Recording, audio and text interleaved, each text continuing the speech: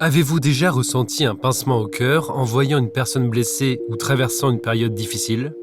C'est de la compassion, le souhait d'être gentil, d'accepter et de soutenir les autres. Bien que je sache faire preuve de compassion envers les autres, j'ai récemment découvert une jolie chose. Il s'agit de l'autocompassion. Me traiter moi-même avec gentillesse et compréhension, tout comme je traiterais un ami cher dans le besoin. Mais je vais être honnête, l'autocompassion ne me vient pas naturellement. Parfois, je me dis des choses plutôt méchantes sans même m'en rendre compte. Je ne voudrais pas que quelqu'un me parle de la manière dont je le fais parfois, surtout quand je ne me sens pas bien. C'est ainsi que dans mon parcours sur l'autocompassion, je suis tombé sur un article intéressant du docteur Kristen Neff.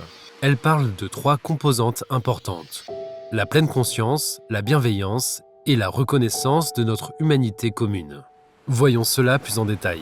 D'abord, la pleine conscience.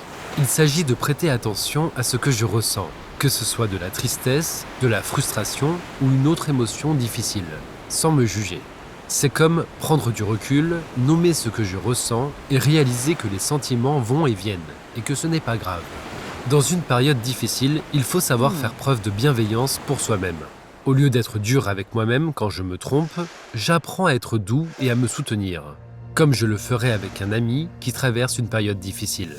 Il s'agit de me traiter avec la même attention et le même désir d'aider que pour quelqu'un que j'aime. Et enfin, reconnaître notre humanité commune. C'est très important. Tout le monde traverse des moments difficiles, des revers et des moments d'imperfection. C'est être humain. Savoir ça m'aide à me sentir moins seul dans mes luttes et plus connecté aux autres. Pour résumer, lorsque j'ai des difficultés, j'essaie de m'en rendre compte et d'être bienveillant envers moi-même. C'est difficile et les autres ressentent la même chose dans cette situation. J'essaie d'être doux avec moi-même et de m'accorder ce dont j'ai besoin.